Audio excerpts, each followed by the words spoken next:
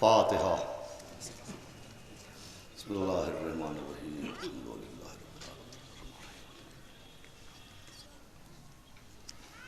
اعوذ باللہ السمیع العلیم العظیم من الشیطان اللعین الرجیم۔ بسم اللہ الرحمن الرحیم، الحمد للہ رب العالمین، الصلاۃ والسلام علی سیدنا و نبینا و شفیعنا و طبیب قلوبنا و مولانا مقتدانا بالقاسم محمد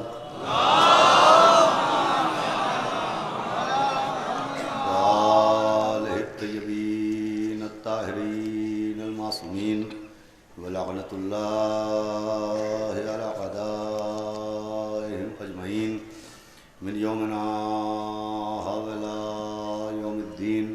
اما بعد فقد قال اللہ سبحانہ تبارک و تعالی فی القرآن المجید والفرقان الحمید۔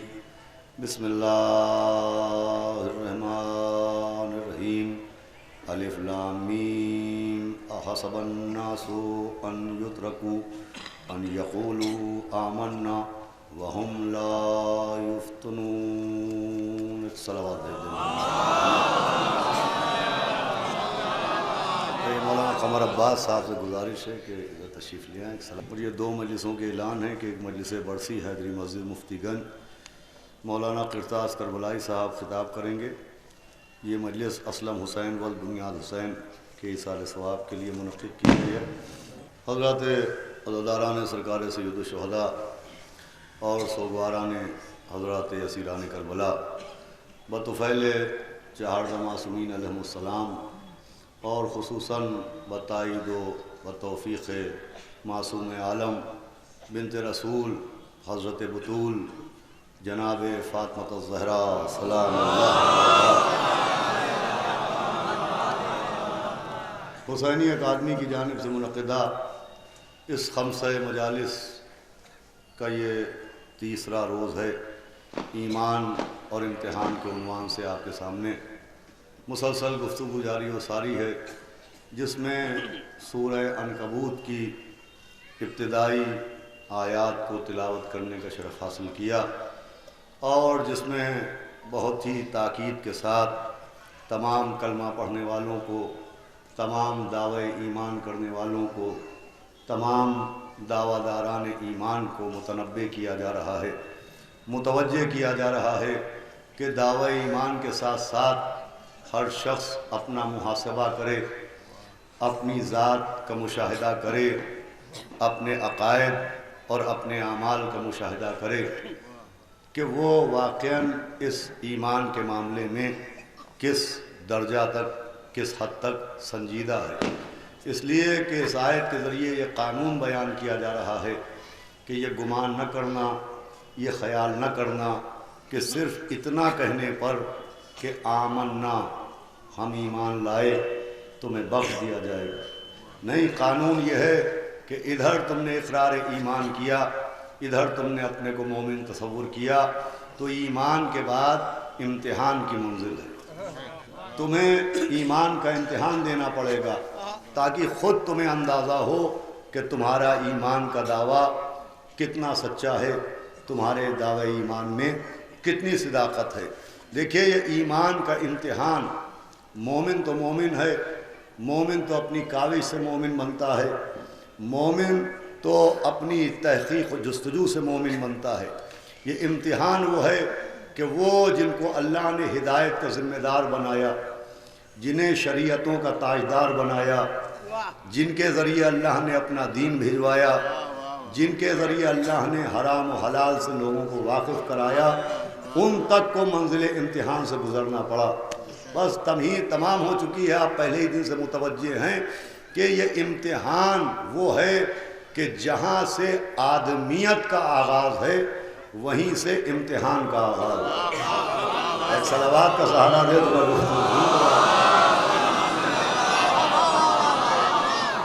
کہ جہاں سے آدمیت کی ابتدا ہوئی ہے وہیں سے اس امتحان کا آغاز ہوا ہے کہ بسم اللہ الرحمن الرحیم وعلم آدم الاسماء کلہا، اعلان ہوا کہ ہم نے آدم کو ناموں کا علم دیا۔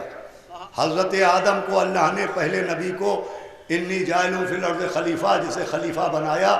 قرآن اعلان کر رہا ہے، سورہ بقرہ اعلان کر رہا ہے کہ اللہ نے جناب آدم کو ناموں کا علم دیا۔ اب میں 2-3 برس پہلے پڑھ چکا ہوں، صرف اشارہ کرنا ہے کہ ناموں کا علم دیا۔ وہ نام جن کا علم دیا وہ انہی کے نام ہیں جنہیں آیہ تطہیر میں اہل بیت کہا ہے، وہ انہی کے نام ہیں جنہیں پنجتن کہا جاتا ہے۔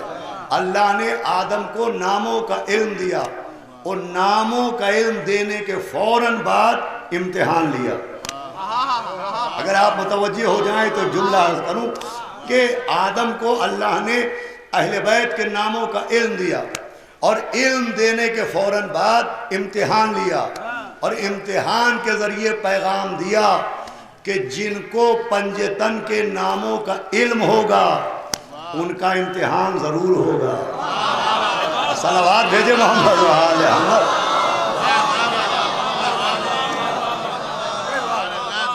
بھائی سب کو پنجتن کے ناموں کا علم ہے نا، جتنا مجمع بیٹھا ہے سب جانتے ہیں پنجتن 5، سب کو پنجتن کے ناموں کا علم ہے۔ ایک آدمی ہاتھ اٹھائے جو کہے کہ ہمیں پنجتن کے ناموں کا علم نہیں ہے۔ وہ محمود ہے، یہ محمد ہے، وہ اعلیٰ ہے، یہ علی ہے، وہ فاطر السماوات ہے، یہ بی بی فاطمہ ہے، وہ محسن ہے، یہ حسن ہے، وہ قدیم الاحسان ہے، یہ حسین ہے۔ تو سب کو ناموں کا علم ہے، تو یہ علم بھی رکھیے کہ جس کو ناموں کا علم ہوگا اس کا امتحان بھی ہوگا۔ صلوات بھیجے محمد و آل محمد۔ لیکن آپ متوجہ ہو جائیں کہ ناموں کا علم دیا، پنجتن کے ناموں کا علم۔ وَأَرَضَهُمْ عَلَى الْمَلَائِكَةِ، صاحبان علم بیٹھے ہوئے ہیں کہ جناب آدم کو پنجتن کے ناموں کا علم دیا۔ میں کچھ پڑھی ہوئی بات نہیں پڑھنا چاہتا، صرف میں نے اشارہ کیا ہے، کچھ دوہرا نہیں رہا ہوں کہ پنجتن کے ناموں کا علم دیا۔ وَعَلَّمَ آدَمَ الْأَسْمَاءَ كُلَّهَا، پنجتن کے ناموں کا علم دیا۔ وَأَرَضَهُمْ عَلَى الْمَلَائِكَةِ، بہت توجہ سنیے گا، اور پھر ان کو فرشتوں کے سامنے پیش کیا۔ یہ کسے پیش کیا؟ پنجتن کے ناموں کا علم آدم کو دیا، وَأَرَضَهُمْ، اور ان کو فرشتوں کے سامنے پیش کیا۔ یہ کن کو پیش کیا؟ بھئی یہ ذرا سی مشکل ہے، اگر آسان ہو گئی تو پوری گفتگو آسان ہو جائے گی۔ یہ جو اَرَضَهُمْ آیا ہے، عربی میں یہ جو ہم کی ضمیر ہے، صاحبان علم بیٹھے ہیں، اس کی انگریزی میں وہی حیثیت ہے جو حز اور ہر کی ہوتی ہے۔ بھئی نوجوان بیٹھے ہوئے ہیں نا، انگریزی میں جو حز کی اور ہر کی اہمیت ہے وہی ہم کی اہمیت ہوتی ہے، اَرَضَهُمْ۔ بھئی یہ حز اور ہر کسی جاندار انسان کے لیے آئے گا، بے جان چیزوں کے لیے اٹ آتا ہے، حز نہیں آتا۔ کیا سن رہے ہیں آپ؟ کسی شخص کے لیے مرد ہوگا تو حز ہوم، عورت ہوگی تو ہر ہوم۔ تو انگریزی میں حز و ہر جاندار کے لیے آتا ہے، ویسے ہی یہ لفظ ہم، اَرَضَهُمْ کی ضمیر ذوی العقول کے لیے آتی ہے، جانداروں کے لیے آتی ہے۔ اب سمجھیے آیت نے کیا کہا کہ پنجتن کے ناموں کا علم آدم کو دیا، وَأَرَضَهُمْ عَلَى الْمَلَائِكَةِ، پھر ان کو ملائکہ کے سامنے پیش کیا۔ کن کو؟ اہل بیت کے ناموں کو پیش نہیں کیا، خود اہل بیت کو پیش کیا۔ فرمائیے گا بھائی ذرا سی مشکل ہے، خود اہل بیت کو پنجتن کے سامنے پیش کیا۔ اس کا مطلب آسمان کے جس کمرے میں آدم و فرشتوں کا امتحان ہو رہا تھا اس میں پنجتن بھی موجود تھے۔ وہاں پر پنجتن بھی موجود تھے، امتحان دینے کے لیے موجود نہیں تھے، امتحان لینے کے لیے موجود۔ ازاز صلوات کا دارہ دے محمد والا۔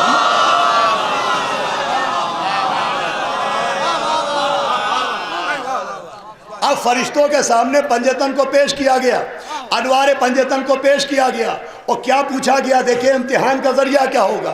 پوچھا کیا گیا؟ نام نہیں پوچھے گئے، یہ نہیں پوچھا گیا کہ ان کو جانتے ہو کہ نہیں، پوچھا گیا بتاؤ ان میں محمد کون، بتاؤ ان میں علی کون، بتاؤ ان میں فاطمہ کون، بھائی توجہ فرمائیے گا، بتاؤ ان میں حسن کون، بتاؤ ان میں حسین کون۔ بھائی امتحان جاننے کے ذریعے نہیں ہوا، پہچاننے کے ذریعے ہوا۔ توجہ ہے نا آپ کی؟ اس کا مطلب اللہ جو امتحان لے گا تو یہ نہیں پوچھا جائے گا کہ اہل بیت کو جانتے ہو کہ نہیں، پوچھا جائے گا پہچانتے ہو۔ صلوات کا سہارا دے تو میں حق کروں۔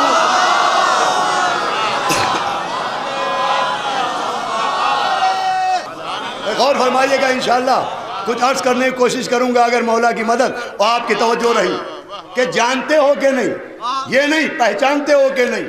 علم کے ذریعے امتحان نہیں ہوگا، عرفان کے ذریعے ہوگا۔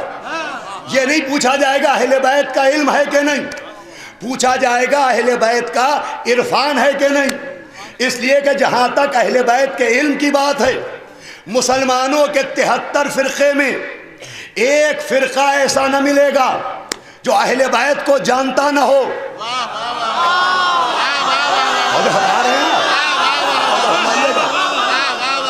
شیعہ سے لے کے وہابی تک، شافعی تک، حنفی تک، حنبلی تک، خارجی تک، ناصبی تک، ایک فرقہ ایسا نہ ملے گا جو اہل بیت کو جانتا نہ ہو۔ جانتے سب ہیں، مولا علی نبی کے بھائی ہیں، سب جانتے ہیں، سیدہ نبی کی بیٹی ہیں، سب جانتے ہیں، حسن و حسین نبی کے نواسے ہیں، سب جانتے ہیں، آئے تطہیر ان کی عصمت کا اعلان، سب جانتے ہیں، آئے مودت ان کی مودت کی مانگ، سب جانتے ہیں، آئے مباہلہ ان کی شان میں آئی، سب جانتے ہیں، آئے اطاعت میں اولی الامر اہل بیت ہیں، سب جانتے ہیں، وابتغوا الیہ الوسیلہ میں وسیلے سے مراد اہل بیت ہیں، سب جانتے ہیں، کونوا مع صادقین میں صادقین سے مراد اہل بیت ہیں، سب جانتے ہیں، حدیث ثقلین میں ایک سے اہل بیت ہیں، سب جانتے ہیں، حدیث منزلت میں مثل ہارون علی ہیں، سب جانتے ہیں، حدیث طیر میں محبوب رسول علی ہیں، سب جانتے ہیں۔ ارے حدیث خیبر کا رجل کون ہے، سب جانتے ہیں، کرار کون ہے، سب جانتے ہیں، غیر فرار کون ہے، سب جانتے ہیں، ساقی کوثر کون، سب جانتے ہیں، فاتح خیبر کون، سب جانتے ہیں، وصی رسول کون، سب جانتے ہیں، شوہر بطول کون، سب جانتے ہیں، جناب امیر کون، سب جانتے ہیں۔ ارے سب جانتے ہیں، سب کو جانتے ہیں۔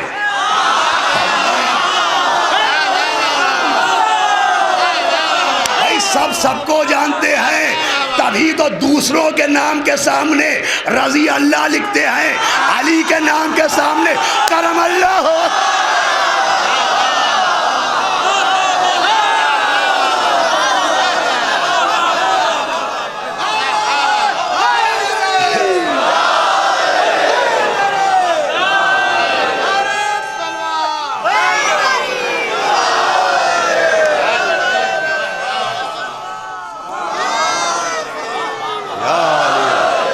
سب جانتے حب علی عبادہ، یا علی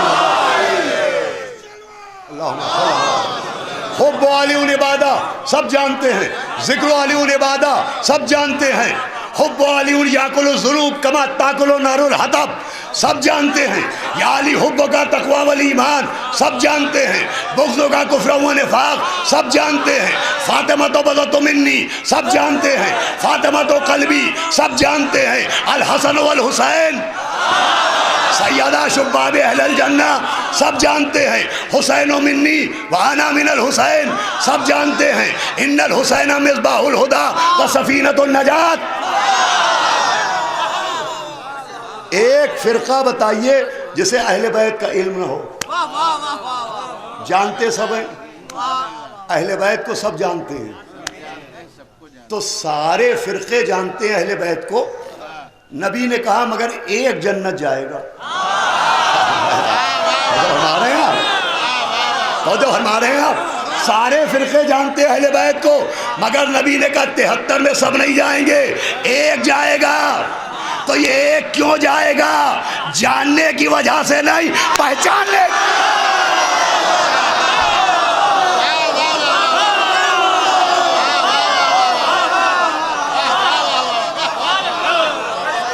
اور صلوات پڑھے محمد و آل محمد پر.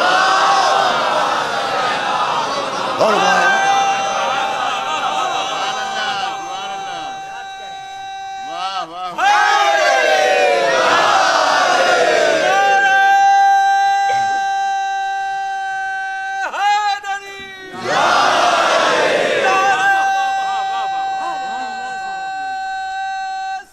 اللہم صلی اللہ علیہ وسلم.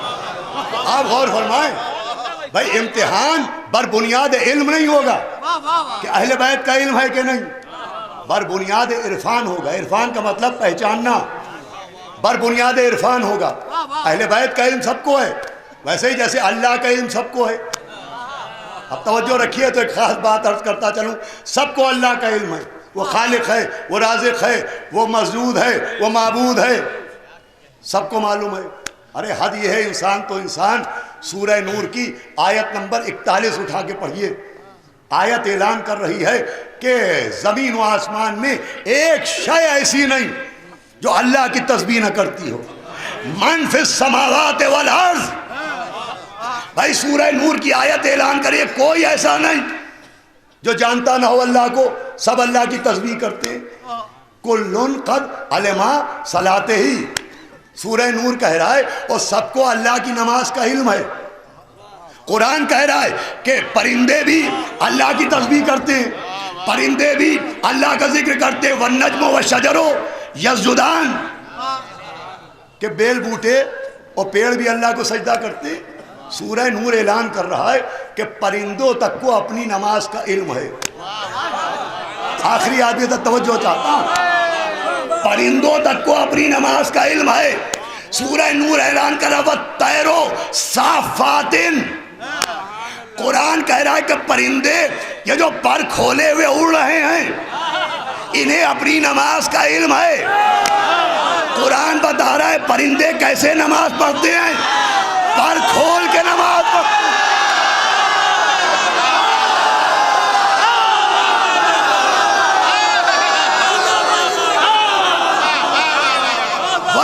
صافاتن. اور یہ جو پرندے پر کھولے ہوئے ہیں، کلو قد علما صلاتے ہی، ان کو معلوم ہے کہ نماز کیسی پڑھی جائے. ارے پرندوں کے ہاتھ ہوتے ہیں، پرندوں کا معلوم ہے ہاتھ کھول کے نماز پڑھنا.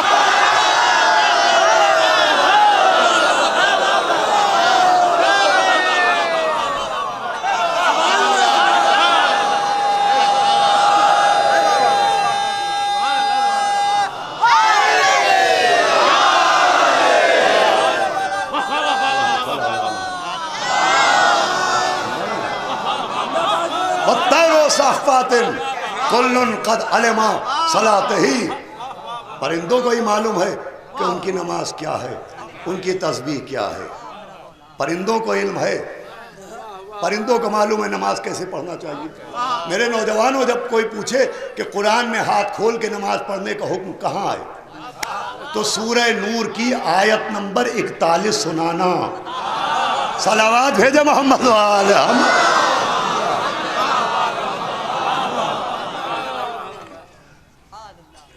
کہ پرندے ہاتھ کھول کے نماز، ان کو علم ہے. اچھا پرندوں کو علم ہے کہ نماز کیسے پڑھی جائے، پرندوں کو علم ہے. اب دیکھتا ہوں آپ کا معیار سماعت کہاں تک پہنچا. پرندوں کو علم ہے کہ تسبیح کیسے کی جائے. ذرا پرندے کے مدرس کا نام بتائیے، پرندوں کے مولوی کا نام بتائیے، پرندوں کے معلم کا نام بتائیے. پرندوں کو یہ شریعت کا علم کس نے دیا؟ پرندوں کو نماز پڑھنا کس نے سکھائی؟ پرندوں کو تسبیح کرنا کس نے سکھائی؟ آخری آدمی توجہ چاہتا ہوں بھائی، پرندوں نے جو علم نماز سیکھا، قرآن کہہ رہا ہے، قرآن کوئی بیان تھوڑی ہے، آیت کہہ رہی ہے، کوئی روایت تھوڑی ہے کہ انہیں اپنی نماز کا تسبیح کا علم ہے. انہوں نے یہ کیسے سیکھا؟ ان کے مدرس کا نام بتائیے، ان کے حافظ جی کا نام بتائیے، ان کے استاد کا نام بتائیے. کہاں سے سیکھا انہوں نے نماز پڑھنا؟ تو کہا صاحب انہیں سیکھنے کی ضرورت نہیں ہے. کیوں؟ آخری آدمی تک توجہ چاہتا ہوں، چاہے یہاں داد دیجئے چاہے گھر جا کے. کہا انہیں سیکھنے کی ضرورت نہیں ہے، اللہ نے اپنی عبادت کا علم ان کی فطرت میں رکھ دیا.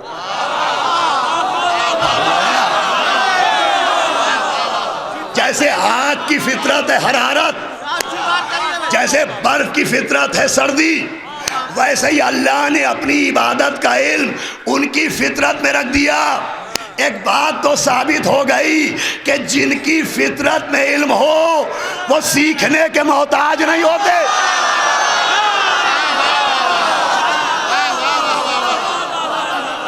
صلوات پڑھے محمد وآلہ۔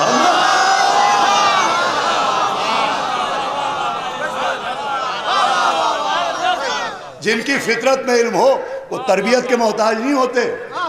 اب نبی کا استاد نہ ڈھونڈو، مولا علی کا مربی نہ ڈھونڈو، حسن حسین کو تربیت دینے والا نہ ڈھونڈو۔ ارے جو اللہ پرندوں کی فطرت میں علم رکھ دیتا ہے وہ اگر معصوم بندوں کی فطرت میں علم رکھے، ان کی عادت میں علم نہیں ہے، ان کی فطرت میں علم ہے۔ جس کی عادت میں علم ہوتا ہے وہ جب سو کے اٹھتا ہے تو قرآن پڑھتا ہے، جس کی فطرت میں علم ہوتا ہے وہ پیدا ہوتا ہی قرآن۔ صلوات بھیجے محمد وآلہ۔ سنیں نماز کا نماز۔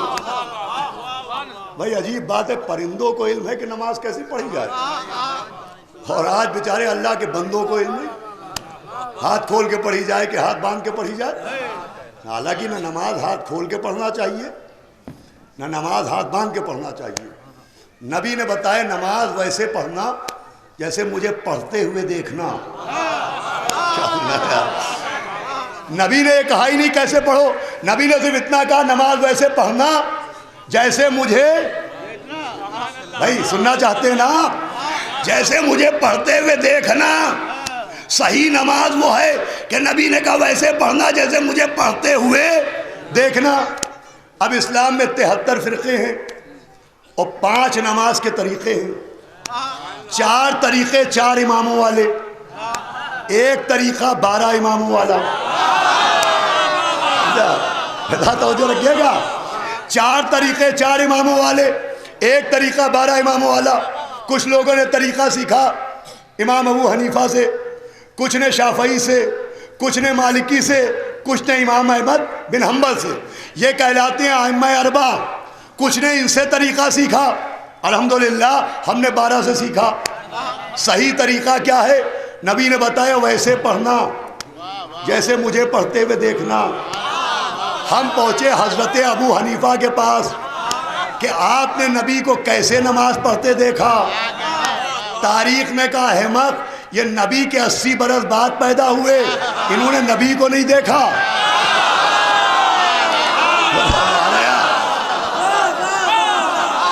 ہم پہنچے مالک کے بعد کا، یہ ان کے بعد پیدا ہوئے، شافعی ان کے بعد پیدا ہوئے، احمد بن حنبل ان کے بعد پیدا ہوئے۔ تو یہ جو 4 طریقہ سکھانے والے ہیں ان میں ایک نے نماز تو نماز نبی کو نہیں دیکھا۔ اب ہم پہنچے 12 اماموں کے پاس، ہم نے پوچھا آپ نے، تو تاریخ نے کہا 12ویں کا پہلا وہ ہے جس نے سب سے پہلے دیکھا، دوسرا وہ ہے جس نے پہلو میں کھڑے ہو کے دیکھا، تیسرا وہ ہے جس نے پیٹھ پر بیٹھ۔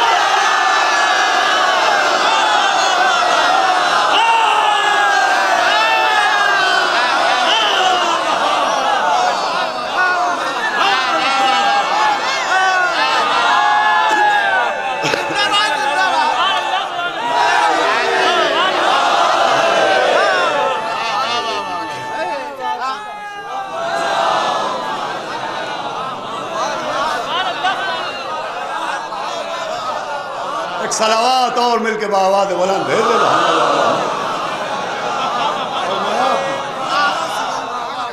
گرامی بات چل رہی تھی جاننے کی، علم سب کے پاس ہے، یہ نہیں پوچھا جائے گا اہل بیت کو جانتے ہو کہ نہیں، پوچھا جائے گا پہچانتے ہو کہ نہیں۔ امتحان کا ذریعہ عرفان بنے گا، امتحان کا ذریعہ پہچاننا بنے گا، اور خود اللہ بھی چاہتا ہے کہ صرف اس کو جانا نہ جائے پہچانا جائے۔ میں چھپا ہوا خزانہ تھا، میں نے چاہا کیا چاہا کہ مجھے جانا جائے، کہ میں نے چاہا کہ پہچانا جائے۔ نبی مسجد کے منبر پر بیٹھے تھے، فخر کعبہ داخل ہوا، کعبے کے سینے میں دل دھڑکا، مسجد کے فرش کے ہاتھوں نے بڑھ کے فخر کعبہ کے پیروں کو تھاما، حضرت فرش پائے، نبی اترے، مولا حسین کو گود میں اٹھایا، ممبر پائے، ہاتھوں کو اٹھایا، حاضل حسینو فارغو۔ کیا مطلب ہے؟ یہ میرا حسین ہے، اسے جان لو، کہ یہ میرا حسین ہے، اسے پہچان لو۔ صلوات کا سہارا دے محمد وحال محمد۔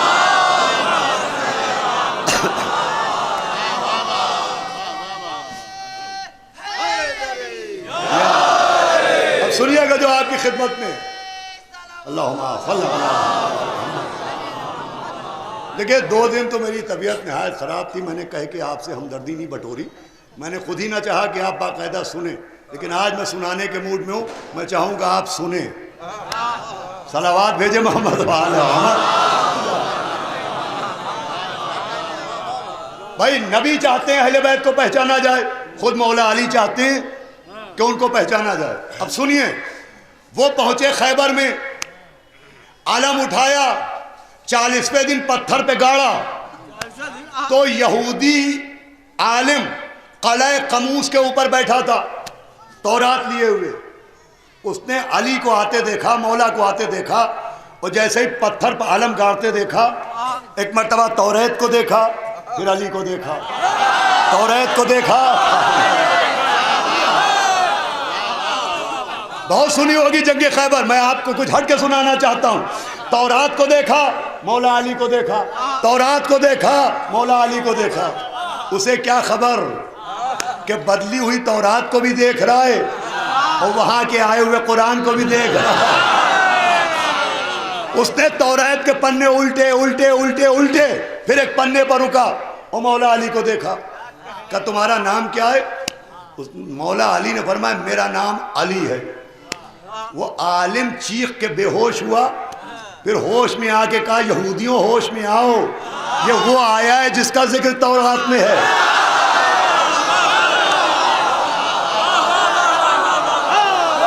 سنیے گا، ماشاءاللہ مولا کی ملا ہے، بات بات پر خوش ہونے والے ہیں۔ میں ایک نتیجہ دینا چاہتا ہوں۔ اس عالم نے پوچھا آپ کا نام؟ فرمایا میرا نام علی ہے۔ اس نے تورات میں پڑھ رکھا تھا، بے ہوش ہو گیا۔ مولا علی آگے بڑھے، مرحب آیا، مرحب سے یہ نہیں کہا میرا نام علی ہے، کہ میری ماں نے میرا نام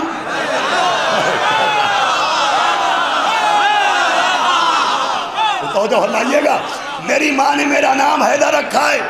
عالم نے علی سنا، گر پڑا، مرحب نے حیدر سنا، ڈر گیا۔ کیوں ڈرا؟ اس لیے کہ ماں سے سن رکھا تھا نا کہ جس کا نام حیدر ہو اس سے نہ ڈرنا۔ علی اپنے کو منوا نہیں رہے، پہچنوا رہے ہیں۔ یہ جملے آپ کے حوالے، عالم سے وہ نام بتایا جو اس کے علم میں تھا۔ جو سنیے گا، عالم سے وہ نام بتایا جو اس کے علم میں تھا، مرحب سے وہ نام بتایا جو اس کے دل میں تھا۔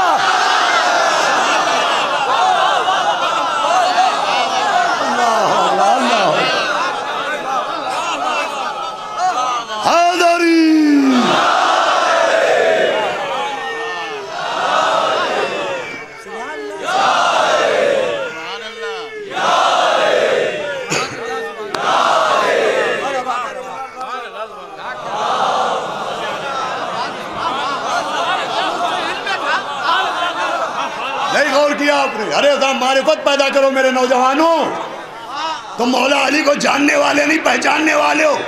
عالم کو وہ بتایا جو اس کے علم میں تھا، مرحب کو وہ بتایا جو اس کے دل میں تھا۔ سمجھایا سمجھو علی کسے کہتے ہیں۔ علی صرف وہ نہیں جانتے جو ان کے علم میں ہے، علی یہ بھی جانتے کہ کیا کس کے علم میں ہے۔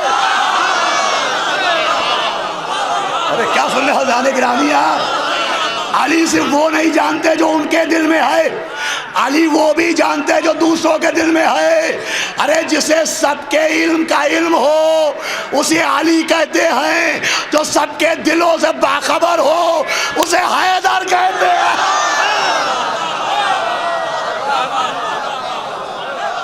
چلو محمد و آل محمد۔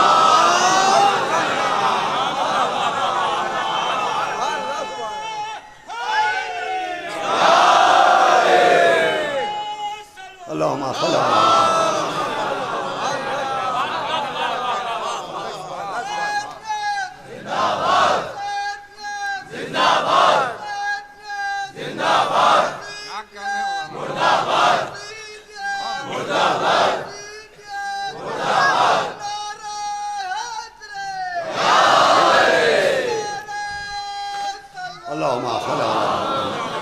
سنیں غور سے، میں جو عرض کر رہا ہوں آپ کی خدمت میں، ابھی منزل آئے گی خیبر، شاید مولا کے صدقے میں مجھ سے آپ پہلی مرتبہ اس طرح سے سنیں۔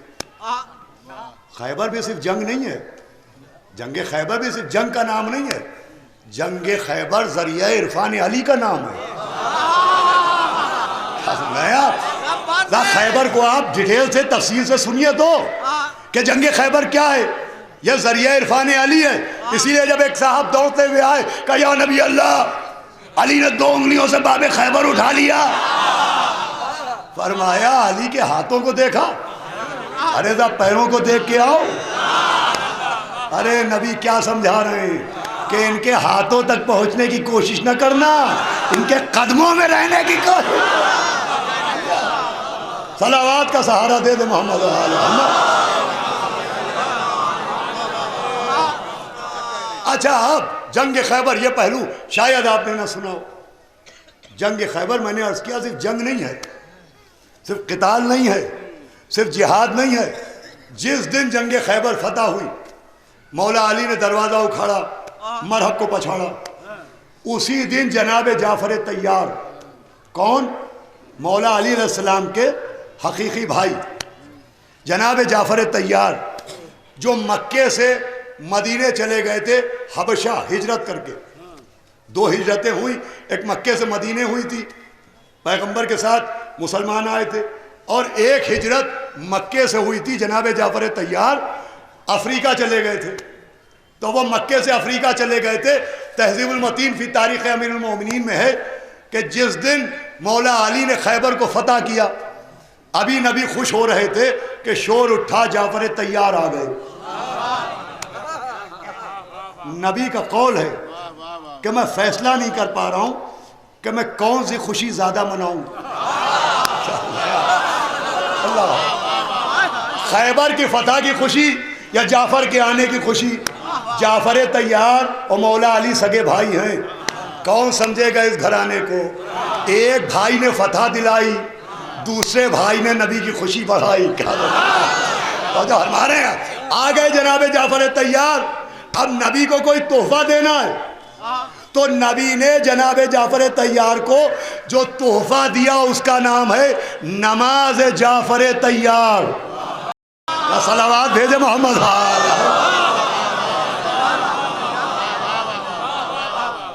بھائی واہ واہ ایسے تھوڑی ہوگی صلوات کے بغیر۔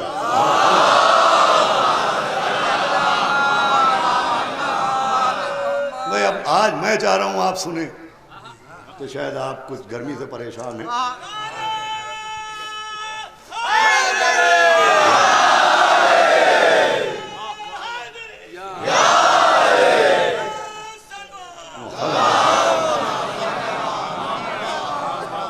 علماء کرام، حجت الاسلام مولانا قمر عباس خان صاحب، حجت الاسلام مولانا تنویر عباس صاحب قبلہ، ہمارے مولانا جعفر صاحب، ہمارے عباس مہندی افتخاری، مولانا ممتاز صاحب پڑھے لکھے، اور ہمارے بزرگ پڑھے لکھے افراد بیٹے، جو نماز جعفر طیار ہے، یہ جس دن مولا علی نے دروازہ اکھاڑا ہے اسی دن تعلیم کی گئی۔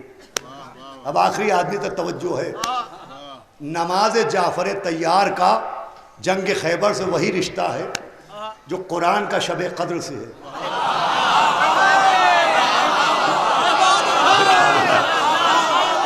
بھلا بیدار ہو کے سنیے گا، جو رشتہ قرآن کا شب قدر سے ہے وہی نماز کا جنگ خیبر سے ہے۔ قرآن کب نازل ہوا؟ بسم اللہ الرحمن الرحیم، انا انزلناہ فی لیلۃ القدر۔ قرآن آیا قدر کی رات میں، نماز ملی جنگ خیبر میں۔ قرآن کا جو شب قدر سے رشتہ ہے وہی نماز کا جنگ خیبر سے ہے۔ قدر کی رات میں قرآن نازل ہوا، فتح خیبر کے دن نماز تعلیم ہوئی۔ اب قانون کیا ہے؟ شب قدر میں کیا صرف قرآن پڑھا جاتا ہے؟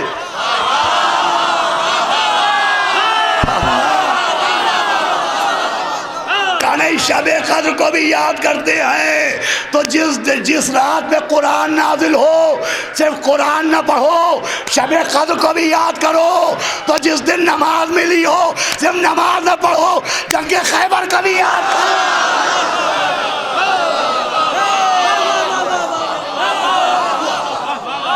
اور صلوات پڑھے محمد و آل محمد۔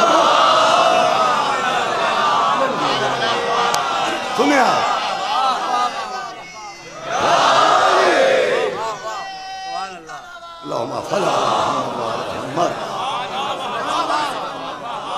جو رشتہ قرآن کا شب قدر سے ہے وہی نماز کا جنگ خیبر سے ہے۔ کذاب اس پہ تو قرآن نازل ہوا شب قدر میں، یہاں تو نماز تعلیم ہوئی۔ جی نہیں، یہاں بھی نزول ہوا ہے، وہاں قرآن نازل ہوا، یہاں ناد علین کیا ہو گیا؟ صلوات بھیجے محمد و آل محمد پر۔ یہ ناد علی کب نازل ہوئی؟ بھائی خیبر ہی میں تو نازل ہوئی۔ ناد علی کا نزول کب ہے؟ جنگ خیبر میں۔ جنگ خیبر میں ناد علی نازل ہوئی، شب قدر میں قرآن نازل ہوا، قدر کی رات قرآن نازل ہوا، خیبر کے دن ناد علی نازل ہوئی۔ قرآن کیا؟ کلام اللہ۔ ناد علی کیا؟ نہ جانے آپ کا ذہن کہاں ہے؟ ناد علی بھی تو اللہ کا کلام ہے، حدیث قدسی۔ قرآن کلام اللہ، ناد علی کلام اللہ۔ رات میں نازل ہوا قرآن، دن میں نازل ہوئی ناد علی، اندھیرے میں نازل ہوا قرآن، اجالے میں نازل ہوئی ناد علی۔ اب آنکھوں کے بیماروں کو کیا کیجئے؟ اندھیرے کا قرآن یاد ہے، اجالے کی ناد۔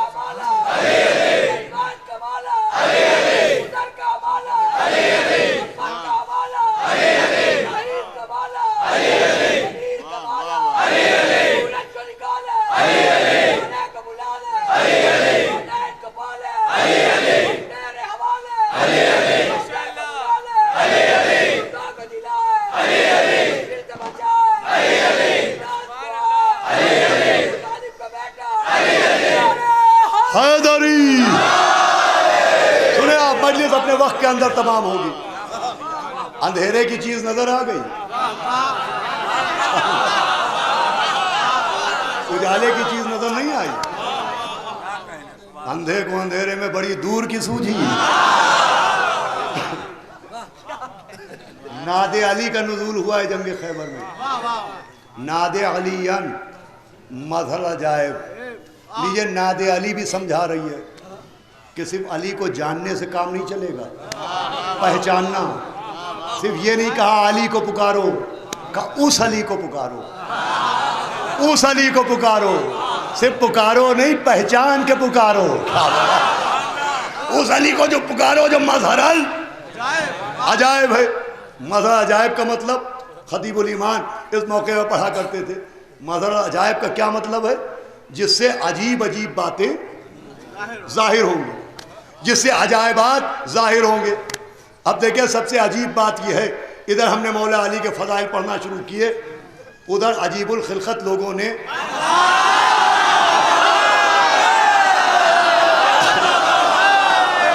عجب الولادت لوگوں نے عجیب النسب لوگوں نے کہا بڑی عجیب باتیں سننے کو ملتی ہے. ہم نے کہا کعبے کی دیوار میں در بنا، کہا عجیب بات. ہم نے کہا ذوالفقار آئی، کہا عجیب بات. ہم نے کہا مولا نے سورج پلٹایا، عجیب بات. ڈیوڑی پر ستارہ آیا، عجیب بات. مردہ جلایا، عجیب بات. فرشتوں کو پڑھایا، عجیب بات. ہم مولا کے فضائل بیان کرتے رہے، لوگ کہتے رہے عجیب ہے عجیب ہے عجیب. ارے تو عجیب باتیں تو ہونا ہی چاہیے، اس لیے کہ جس کی باتیں ہیں وہ مظہر عجائب ہے.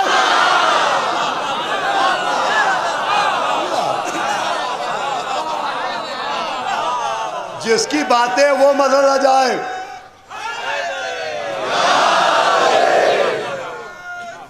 اللہم صل علی. جس کی باتیں ہیں وہ مظہر عجائب. اور ناد علی بھی عجیب ہے. ہلال نقوی نے کہا 100 بار لے گئی سرے دربار مفلسی، ہر بار میں نے اپنا عقیدہ بچا لیا. میں نے پڑھی تھی اپنی حفاظت کے واسطے، ناد علی نے سارا.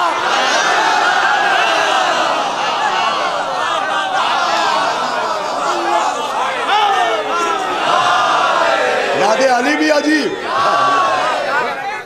اللہم صل علی. کہ ناد علی نے سارا علاقہ دیکھا. پکارو علی کو، اس علی کو. اب محدث دہلوی نے لکھا، محدث دہلوی نے لکھا کہ جو نبی سے کہا گیا کہ علی کو پکارو، تو یا علی کہہ کے مولا علی کو پکارنے کا حکم توڑ دیا گیا. اللہ کے 100 ناموں میں ایک نام علی بھی ہے. تو یہ جو نبی نے یا علی کہا تو مولا علی کو نہیں پکارا، اللہ کو پکارا، کیونکہ اللہ کا نام بھی ایک علی ہے. یہ یا علی کہہ کے جناب ابو طالب کے بیٹے کو نہیں پکارا، اللہ کو پکارا. ہم نے مانا اللہ کو پکارا، مگر پکارا اللہ کو آیا کون؟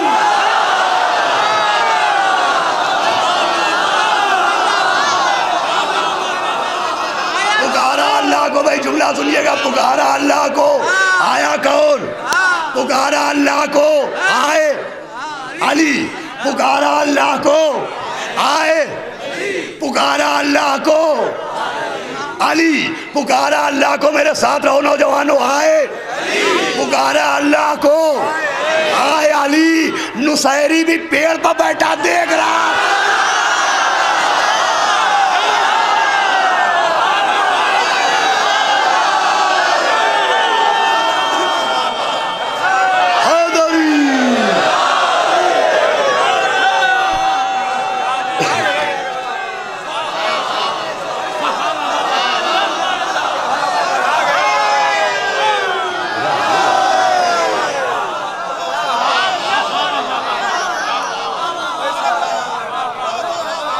وہ بھی ایک پیڑ پر بیٹھا دیکھ رہا تھا. پکارا اللہ کو، آ گئے علی. وہ لپٹ گیا قدموں کے کعبے سے. صلوات بھیجے محمد والے محمد. سنے بازیزو تمام ہو رہی انشاءاللہ. ابھی کل پرسوں 2 مجلسیں اور بھی ہیں، مگر وقت کی پابندی بہت ضروری ہے.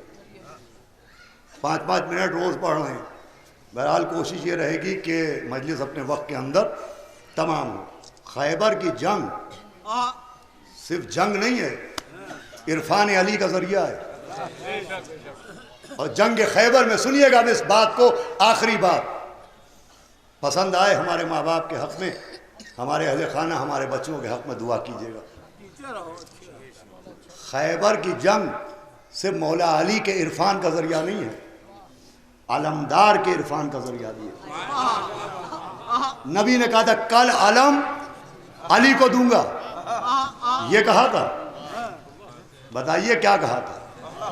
یہ کہا تھا کل میں علم اپنے بھائی کو دوں گا، حسنین کے بابا کو دوں گا. کیا کہا تھا؟ کسے دوں گا؟ جو مرد ہوگا، کرار ہوگا، جرار ہوگا. لیجئے علمداری کی پوسٹ کی کوالیفیکیشن بیان کی.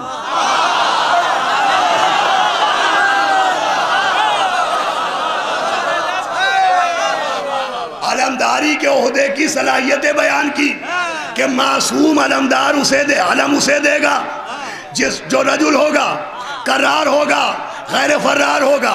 خیبر میں ایک قانون بنا کہ معصوم علمدار اسی کو بناتا ہے.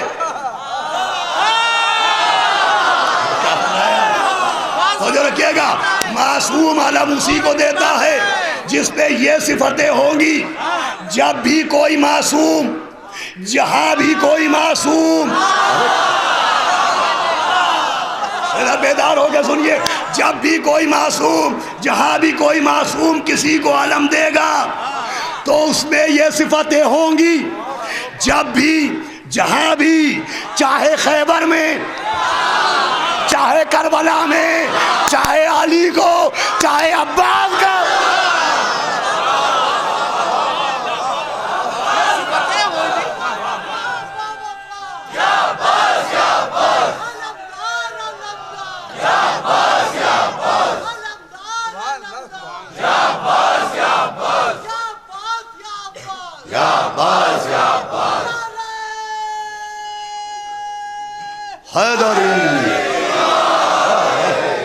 اب آخری جملہ میرے نوجوانوں تمہیں دے رہا ہوں، اور اس ذکر پر ہاتھ اٹھنا لازم ہے.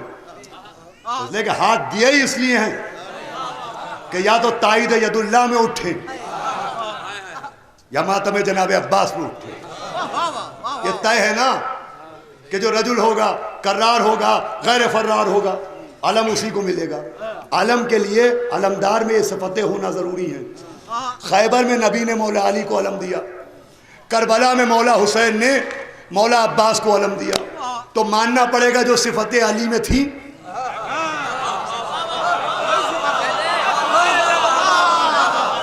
بھائی جملہ دینا چاہ رہا ہوں، چاہے جیسے سننا میرے نوجوانوں، جو صفتیں مولا علی میں تھیں وہی جناب عباس میں ہیں.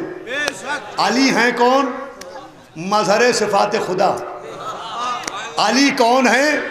صفات خدا کے مظہر. ارے جس میں خدا کی صفتیں ہوں اسے علی کہتے ہیں، جس میں علی کی صفتیں ہوں اسے عباس کہتے ہیں.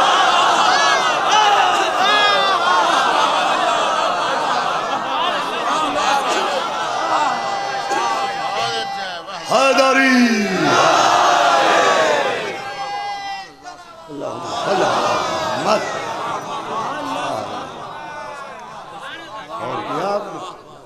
جنگ خیبر ذریعہ عرفان ہے کہ پہچانو. خالی جاننا کافی نہیں ہے، پہچاننا ضروری ہے کہ ہمیں اہل بیت کے فضائل کا علم ہے، اور عرفان بھی ہونا چاہیے، معرفت بھی ہونا چاہیے. اسی لیے اسی کے ذریعے امتحان ہوگا. کل میں نے عرض کیا تھا احترام کے ذریعے، مگر بہت افسوس ہوا، مجھے بہت افسوس ہوا. میں بددعا کروں گا، میں کوسوں گا. ایک منظر میں نے آج ایسے دیکھا، بھائی یہ ہر گھر میں ہوتا ہے کہ جو رخے ہوتے ہیں مجلس کے، تبرکات کے جو اجزاء ہوتے ہیں جو عزا خانے میں نہیں رکھے جا سکتے، علم کی چھڑ ہے پرانی ہو گئی، ممبر ہے پرانا ہو گیا، اسے دفن کیا جاتا ہے، اسے دفن کیا جاتا ہے. مگر آج میں نے ایک ایسا منظر دیکھا، میں کوسوں گا، جناب عباس سے کہوں گا کہ آپ انتقام لیں، ہاتھ ٹوٹے ان کے منحوسوں. یہ کوئی طریقہ نہیں ہوتا ہے. ابھی مسجد کوفہ کے پیچھے جہاں تعزیے دفن ہوتے ہیں وہیں پر جلی ہوئی روٹیاں پڑی ہوئی، جلے ہوئے اوراقیں، اشتہارات مجلس اعضاء پڑھیں گے. حد یہ کہ کلام اللہ کے اوراق بھی اس میں صرف دفن نہ کرنا پڑے، ہاتھوں کو زحمت نہ ہو، لہٰذا ان کو آگ کے حوالے کیا گیا. یا جناب عباس آپ بدلہ لیجئے، اس لیے کہ یہ کوئی ایسا نہیں کہ صاحب سمجھ میں نہیں آتا، جھوٹا ہے وہ جو کہے سمجھ میں نہیں آتا. سب سمجھتے ہیں. اپنا شیعہ کہنے والا کوئی ایسا نہیں ہوگا جو یہ کہے صاحب ہمیں نہیں پتا کہ یہ مجلس کا رکا ہے، ہمیں نہیں پتا کہ یہ تبرک کی روٹی ہے. کوئی یہ نادان اتنے کوئی نہیں ہے. ہر معاملے میں، دنیا کے معاملے میں ساری ہوشیاری ہے. لہذا جس نے یہ کیا وہ توبہ کرے، وہ آئندہ سے ایسا نہ کرے، ورنہ میں کوسوں گا. اور آپ لوگ بھی متوجہ رہیے، اور اپنے گھروں کے تبرکات آپ اپنی آنکھوں کے سامنے دفن کرائیے، اس لیے کہ ان کی بڑی اہمیت ہوتی ہے. ہم نے خطیب الایمان سے سنا تھا کہ ایک ان کی عزیزہ تھیں، بچے ایک گمے کے اوپر رومال ڈالے، اسے شبیہ تابوت بنائے ہوئے ہائے حسین کہتے ہوئے گھر میں نکل رہے تھے تو ان خاتون نے اس گمے کو لے کے کنویں میں ڈال دیا۔ خود رات میں انہوں نے خواب دیکھا کہ معصومہ عالم روتی ہوئی آئی ہے۔ کہ رہی تو نے یہ کیا کیا؟ کہا کیا کیا بی بی میں نے؟ کہا تو نے میرے لال کے تابوت کی شبیہ کو کنویں میں ڈال دیا۔ کہا بی بی وہ تو ایک گمہ تھا۔ کہا گمہ تجھے نظر آ رہا تھا، ان بچوں سے پوچھ انہیں کیا نظر آ رہا ہے۔ میں عرض کر رہا ہوں نوجوانوں کو، ماں بہنوں کو، اس احترام کا دامن نہ چھوڑیے گا۔ برباد ہو جاتی ہیں بڑی بڑی ریاستیں، بڑی بڑی جاگیرداریاں، آج ہاتھ میں کٹورے لیے گھوم رہے ہیں۔ جنہوں نے علم کا، تابوت کا، قرآن کا، مسجد کا، مصلی کا، تبرکات اعضاء کا احترام نہیں کیا۔ ایسی ایسی بلاؤں میں مبتلا ہم نے دیکھے لوگ کہ اس کا تصور نہیں کیا جا سکتا ہے۔ بے احترامی کے خلاف آواز اٹھائیے، اور نوجوان متوجہ رہے، جو نہیں جانتے ان کو پیار سے محبت سے بتائیے۔ لیکن سارا رونا تو بے احترامی کا ہے۔ زہرا برے دربار میں حق مانگ رہی ہے، اس قوم کے رونے کو یہی بات ہے۔ رونا اسی کا تو ہے کہ جس دروازے پر نبی نے سلام کیا اس دروازے کو ملعون نے آگ لگا دی۔ اللہ اکبر، اسی کا رونا ہے۔ دروازہ جلا کے راکھ کر دیا گیا۔ اب اس جلے ہوئے دروازے کا احترام بھی دیکھیے کہ وہ دروازہ جلا کے گرایا گیا معصومہ کے پہلو پر۔ ایک چھوٹی سی کتاب ہے مقتل محسن، اس میں روایت موجود ہے کہ جناب فضہ کہتی ہے کہ میں دیکھتی تھی میری مالکہ جب سے دروازہ گرا کھڑے ہو کے نماز نہیں پڑھتا تھی۔ آپ بیٹھے بیٹھے نماز پڑھتے ہیں، تو کہا آپ نماز شب پڑھنے کے بعد بیٹھے بیٹھے اس جلے ہوئے دروازے کے پاس آتی تھی اور جلی ہوئی لکڑیوں کو اٹھا کے سونگتی تھی اور چیخ مار کے روتی تھی۔ فضہ کہتی ہے ایک دن میں نے پوچھا کہ بی بی آپ اس جلے ہوئے دروازے کی لکڑیوں کو سونگ کر روتی کیوں ہیں؟ تو بی بی نے فرمایا فضہ مجھے اپنے محسن کے خون کی خوشبو آتی ہے۔ ماشاءاللہ، آواز بلند ہے۔ یہ تو لکھنؤ کا سلیقہ اعضاء ہے، یہ بھی احترام فرض اعضاء ہے۔ جن اماموں نے ہمیں نماز پڑھنا سکھایا، جن اماموں نے ہمیں روزہ رکھنا سکھایا، انہی اماموں نے بتایا کہ کربلا کے لٹے ہوئے مسافروں کو رونا کیسے۔ پانچویں امام بیٹھے ہوئے ہیں، مجلس ہو رہی ہے، آپ نے اپنے صحابی سے کہا بھائی تم روئے نہیں؟ اس نے کہا رومال دیکھیے آقا اتنا رویا ہوں کہ یہ بھیگ گیا ہے۔ کہا ایسے نہ رو، ایسے رو جیسے ہماری جدہ فاطمہ زہرا رو۔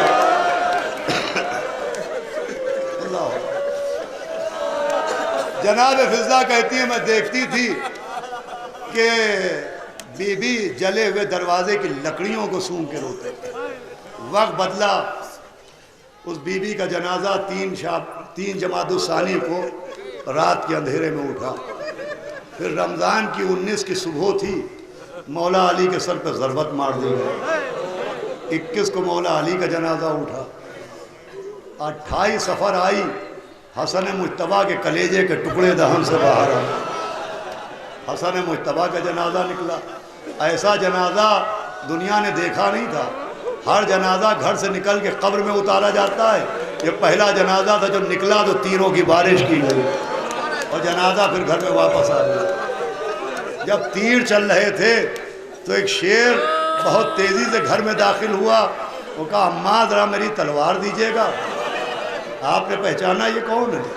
یہ آپ کے آقا و مولا جناب عباس۔ بی بی ام البنین نے کہا میرے لال جنازے میں تلوار کا کیا کام ہے؟ کہا اماں غضب ہو گیا، سبط رسول کے جنازے پر تیروں کی بارش کی ہے۔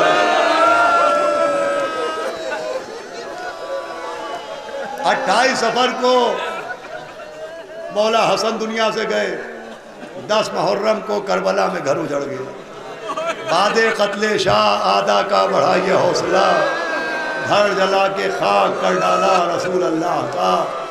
ارے شامیاں بستند بازو زینب و کلثوم را، فوق آہن در گلوے سید سجاد را۔ 10 سفر کو ایک بچی نے زندان میں دم توڑ دیا۔ پھر یہ لٹا ہوا قافلہ جب مدینے آیا تو اس میں ایک ایسی ماں آئی جو کبھی سائے میں نہیں بیٹھتی تھی، وہ جناب علی اصغر کی ماں تھی، کبھی سائے میں نہیں بیٹھتی تھی، ہمیشہ دھوپ میں بیٹھتی تھی۔ چوتھے امام نے حکم خدا سنایا، اماں سائے میں چلیے، جناب ام رباب سائے میں جا کے بیٹھی نہیں، زمین پر لیٹ گئیں، پھر اٹھی نہیں، جنازہ اٹھایا گیا۔ جب بی بی کی تدفین کا موقع قریب تھا تو کسی عورت نے کہا دیکھو دیکھو ام رباب کے دامن میں شاید زیور بندھے ہوئے ہیں۔ اللہ اکبر! اب جو دامن کو کھولا گیا تو زیور نہیں نکلے، علی اصغر کے جھولے کی طرح۔ ماشاء اللہ ماشاء اللہ۔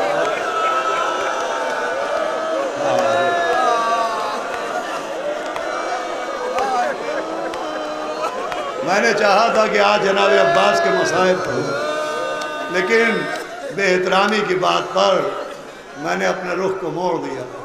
گھر وہی تھا، وہی گھر تھا۔ کچھ عرصے پہلے بی بی فاطمہ دروازے کی جلی ہوئی لکڑیاں لے کے سونگتی تھی، ہائے میرا محسن۔ اسی گھر میں سیدہ کی بہو آ گئی، علی اصغر کے جھولے کی لکڑیاں لیے ہوئے، ہائے میرا، ہائے میرا۔ بہت سے لوگ دعا کراتے ہیں کہ شہزادے علی اصغر کے وسیلے سے دعا کر دیجئے کہ اللہ انہیں صاحب اولاد بنائے، اللہ آپ کو صاحب اولاد بنائے، جناب علی اصغر کا صدقہ ملتا ہے صدقہ۔ اس بات کو میں پڑھتا رہتا ہوں کہ حسین ٹیکری ایک مرد مومن جاتا تھا، اس کے غیر مسلم دوست نے پوچھا کہ حسین ٹیکری میں کیا ہے؟ تو کہا وہاں امام حسین کے روضے کی شبیہ ہے۔ کہا وہاں کیا کرنے جاتے ہو؟ کہ جب دامن مراد خالی ہوتا ہے تو وہاں دعا مانگتے ہیں۔ تو کہا اچھا تمہارا مولا کیا صرف تمہیں کو دیتا ہے؟ اگر میں مانگوں تو مجھے نہ ملے گا؟ کہ ارے ہمارا آقا تو ایک دریا کی طرح ہے، اللہ، دریا مذہب پوچھ کے پانی نہیں پلاتا، دریا نام پوچھ کے فرقہ پوچھ کے عطا نہیں کرتا۔ تمہیں کیا مانگنا ہے؟ کہ مجھے ایک بیٹا مانگنا ہے۔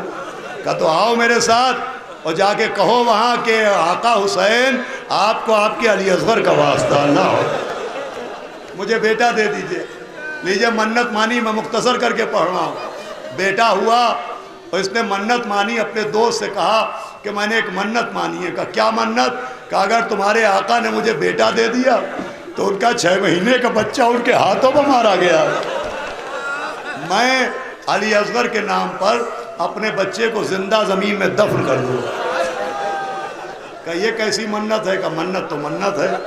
لیجئے رباب کی گود کے صدقے میں وہ صاحب اولاد بنا، بچہ پیدا ہوا، علی اصغر کا صدقہ ملا، بچے کا چہرہ دیکھا اور آسمان کو دیکھا۔ کہا بابا حسین، حسین بابا مجھے اپنی منت یاد ہے۔ عاشور کا دن آیا، تازیوں کے پیچھے پیچھے یہ بچے کو لے کے چلا۔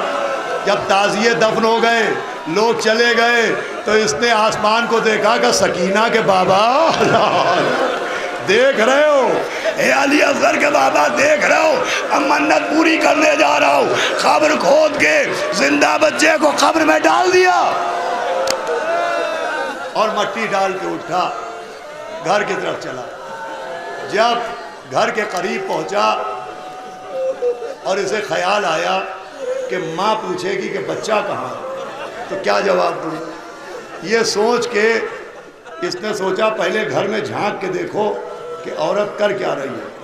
اب جو اس نے جھانک کے دیکھا تو ہائے حسین کہہ کے دروازے پر بیٹھ گیا۔ لیکن جس بچے کو دفن کر کے آیا تھا، ماں اس بچے کے کپڑوں سے مٹی ہٹا رہی تھی، اللہ، اس کے بالوں سے غبار ہٹا رہی تھی۔ یہ پہنچا کہ یہ بچہ تیرے پاس کہاں سے آیا؟ یہ بتا میرے بچے کو چھوڑ کے کہاں آیا تھا؟ کہا تو بتا کیسے آیا؟ کہا جب تم بچہ لے کے چلے گئے تو مجھے خیال آیا کہ بہت دیر ہو گئی، میرے بچے نے دودھ نہیں پیا ہے، پیاسا ہوگا، پھر میں نے صبر کیا، رے جن کے صدقے میں ملا ہے وہ تو پیاسے مار ڈالے گئے۔ میں صبر کرتی رہی، لیکن جب کافی دیر ہو گئی تو پھر میں نے آسمان کو دیکھا اور میں نے کہا اے علی اصغر کے بابا میرا بچہ واپس آ جائے، اے بی بی ام رباب میرا بیٹا واپس آ جائے۔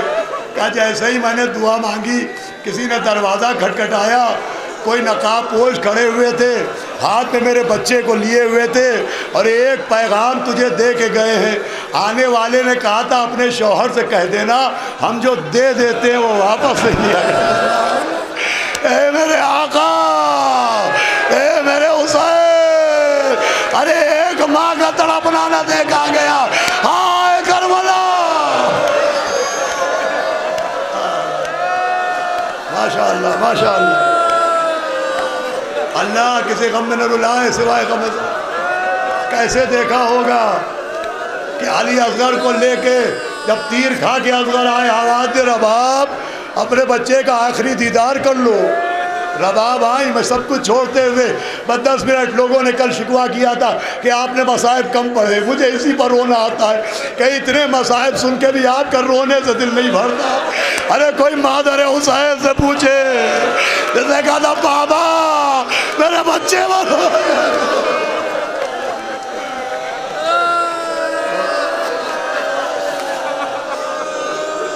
علی اصغر کو تیر لگا، نشانہ تاک کے تیر مارا گیا، در خیمہ پائے رباب اپنے بچے کا آخری دیدار کر لو۔ رباب سے پہلے سکینہ آئی، بابا علی اصغر کو پانی پلا دیا۔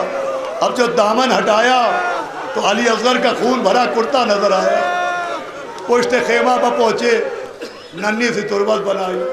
اب عزادارو ذات دل مضبوط کر کے اور تصور کر کے سن لیجئے گا، ننھی سی قبر بنائی، علی اصغر کو لٹا دیا۔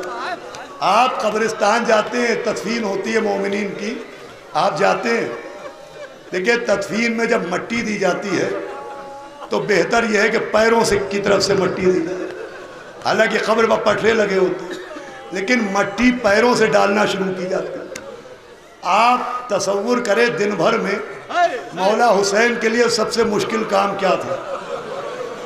جب عباس کے بازو اٹھائے تو لگا یہ بہت مشکل کام ہے۔ پھر جب قاسم کی لاش کے ٹکڑے چنے تو لگا یہ اس سے مشکل کام ہے۔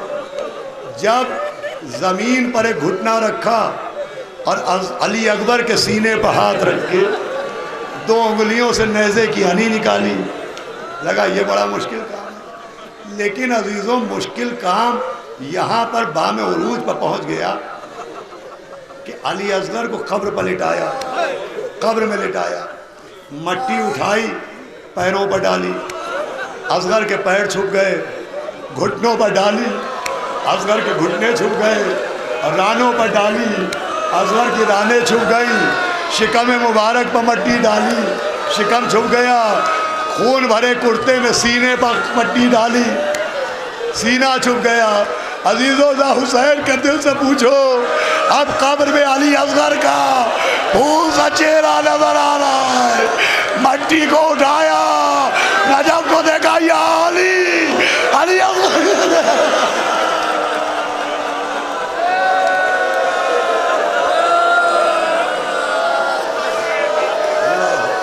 ماشاءاللہ، جناب سید آپ پہنچ گئے۔ کتنا سخت کام رہا ہوگا پھول سے چہرے پر مٹی ڈالنا، گھگرالے بالوں میں خاک ڈالنا۔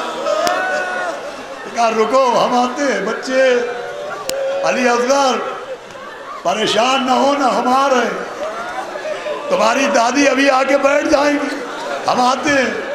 ننھی سے قبر کھود کے اصغر کو جھاڑ کے، دامن کو جھاڑ کے، شبیر اٹھ کھڑے ہوئے دامن کو جھاڑ کے۔ کسی نے سلام کیا، امام نے کہا وعلیکم السلام۔ آنے والے نے کہا مسافر تم نے یہاں کہیں سبط رسول الثقلین کو تو نہیں دیکھا؟ تو یہ تو نہ کہہ سکے کہ شہ مشرقین ہوں۔ آقا نے سر جھکا کے کہا، امامے کے پیچ کٹے ہوئے، اللہ اکبر، گریبان کھلا ہوا ہے، دامنوں سے خون جاری ہے، کونیوں سے خون جاری ہے، فرمایا میں حسین ہوں۔ آنے والے نے کہا مسافر تم پریشان معلوم ہوتے، میں حسین ابن علی کی بیمار بیٹی کا قاصد ہوں، میں آقا حسین کو ڈھونڈ رہا ہوں، تم حسین نہیں ہو۔ تم نہیں ہو حسین. امام نے کہا بھائی میں حسین ہوں. کہا نہ تم نہیں ہو حسین, تم ہو ہی نہیں سکتے حسین. کہا کیوں؟